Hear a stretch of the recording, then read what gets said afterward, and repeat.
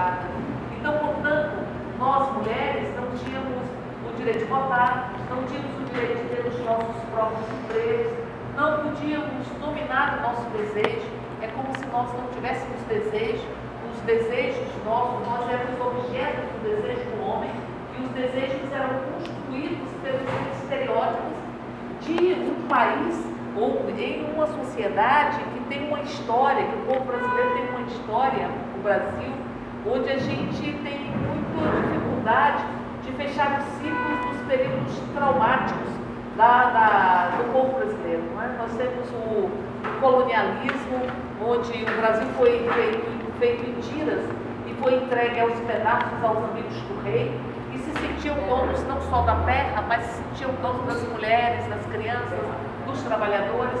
E essa lógica patriarcal, ela vem um pouco de como o Brasil ele foi construído e o desenvolvimento econômico e social do próprio país.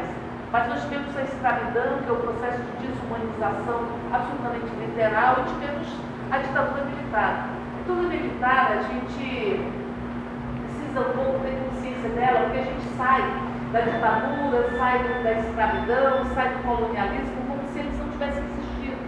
Então a gente não faz um luto, a gente não mergulha neles para poder fazer um luto desses períodos. E como você sai como se eles não tivessem acontecido, você vai carregando os pedaços dessa ditadura, os pedaços dessa escravidão e desse colonialismo no nosso cotidiano.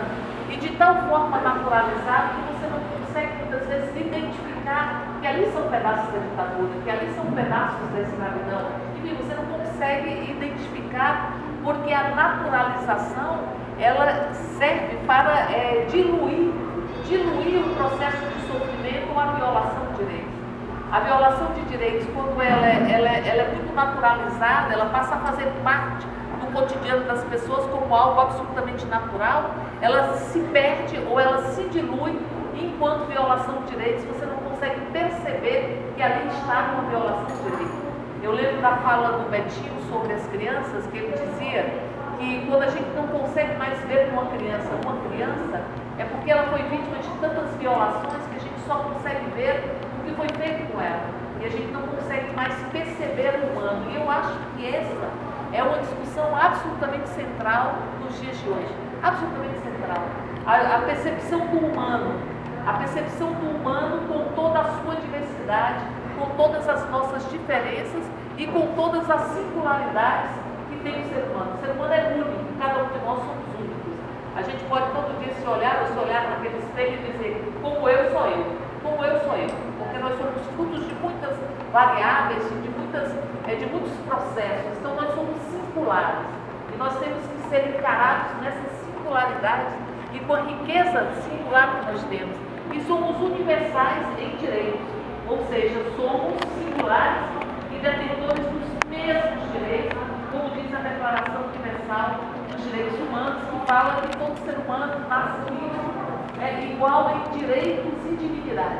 Então, quando a gente fala de direitos humanos, e a gente fala de direitos das mulheres, nós estamos falando de direitos humanos, que significa dignidade humana.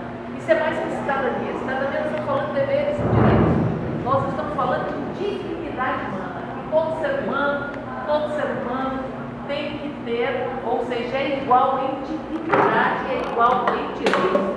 Portanto, a luta dos direitos das mulheres, ela é uma luta que tem uma centralidade muito grande hoje. Eu digo que assim, nós não estamos mais discutindo discorrendo sobre uma questão que é colateral, ou que é a cereja do bolo, ou o chantilly do café. Nós estamos falando de algo absolutamente estruturante. Ou nós construímos uma sociedade que homens, mulheres, crianças e todas as pessoas, independente de como amam, independente de como são, independente de que cultura tem os mesmos direitos, ou nós vamos continuar numa lógica de uma sociedade onde a gente cada dia que passa tem mais medo da própria vida. E eu fico pensando que viver com medo não é coisa de gente. Porque quando a gente tem medo, a gente não consegue ser mais nada. A gente é tomado pelo medo.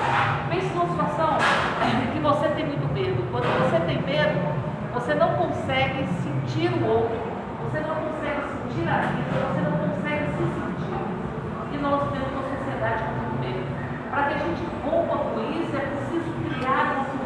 paz que só será criada se todos forem encarados com os mesmos direitos. Se nós não hierarquizarmos o ser humano, se a gente romper com a lógica de desumanização. Ele fala de colonialismo, fala de escravidão, fala de ditadura, são todos processos desumanizantes. E o que está em curso é uma lógica de desumanização muito intensa, que envolve as mulheres, nós somos 52%. Veja, se as mulheres não podem ser donas dos seus próprios desejos, como é possível pensar no ser humano sem desejos? Ou sem considerar o seu desejo? Porque o desejo não é só a vontade. O desejo é uma construção que a gente faz das relações que a gente tem. Então, portanto, se você não é dona do seu próprio desejo, se não é dona da sua própria história, como é que eu posso dizer que você está sendo encarado enquanto ser humano? É um pouco essa lógica que a gente está enfrentando, por exemplo, na Comissão de Direitos Humanos, com a presença do deputado que diz: não, eu não sou contra o homossexual, só sou contra o que ele faz. Aí eu fico pensando como é que é possível você arranco de você e digo o seguinte: eu te aceito, mas você não pode expressar o seu afeto e o seu amor. Como é possível pensar que o ser humano pode existir sem afetividade? Que afeto é coisa de gente, nós somos seres querentes, nós somos seres que têm querência, nós somos seres faltantes. Por isso a gente se relaciona pelo afeto, se relaciona pelo amor. Por isso que o amor é tão relacionado e é tão fundamental para a existência humana. E como eu posso dizer: não, então, eu te aceito, mas você não pode expressar o seu afeto, não pode expressar o seu amor, não pode expressar o seu querer, a sua querência. Então eu te aceito desde que você não seja uma pessoa, desde que você não viva intensamente tudo aquilo que o ser humano consegue vivenciar. Então, por isso é que essa discussão ela adquire uma lógica muito mais intensa, porque nós temos uma sociedade onde se assassinam quase 40 mil pessoas, a grande maioria jovens negros e jovens homens. Então, portanto, nós temos o extermínio de uma geração. E pense, como é possível você romper com isso sem você considerar que é preciso colocar no centro da agenda nacional e da agenda dos governos, da agenda do Estado, do judiciário, do legislativo, a defesa dos direitos da pessoa humana. Porque é preciso encarar que o outro tem o mesmo direito. Toda violência, ela é uma desumanização. E toda marca que se deixa na pele, há um processo de desumanização que precede isso. Veja a violência doméstica. A violência doméstica que é muito destruidora, porque toda violência é destruidora, mas a violência doméstica é a violência que se dá no chão de casa. No chão de casa. Quando nós estamos na rua, nós somos seres anônimos. Em casa nós somos nós mesmos. Em casa nós temos a nossa história. Em casa nós temos as pessoas que nós mais amamos.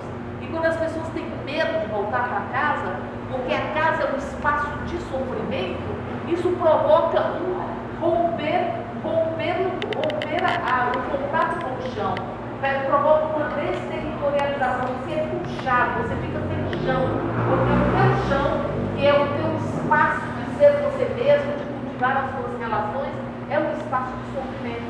E quando as mulheres, as pessoas, elas estão com uma relação dessa lógica de estereótipos que foram construídos, essa de que os homens têm poder e os homens são aqueles que exercem as atividades públicas, aqueles que têm poder, que estão nos espaços que determinam, que podem determinar a própria vida do país e a vida da própria família. O que acontece via de regra é que a mulher ela começa a sofrer uma série de assédios que ela muitas vezes não identifica enquanto um assédio. Ou seja, o homem começa a dizer como é que ela tem que se vestir, como é que ela tem que agir, condenar determinados comportamentos, determinadas amizades, determinado tom de voz, e via de regra, ou a forma de ser, e ela vai cedendo para apostar na própria relação, e cedendo porque muitas vezes as mulheres se sentem culpadas porque são vítimas de violência. Porque quando a gente casa, a gente pode até separar, mas a gente nunca casa pensando que vai separar. É escolha para o resto da vida. É alguém que você escolheu para viver com você o resto da vida. E a tendência é que haja um processo de internalização dos estereótipos e a mulher vai cedendo, que de repente quando ela olha dentro dela, não tem mais ninguém. Ela virou o espelho do desejo do homem. Ela não é mais ela. Ela foi esvaziada. Veja, é como se fosse uma tortura. A tortura tem o mesmo mecanismo de desencarnar, de separar corpo de alma, do suplício do corpo.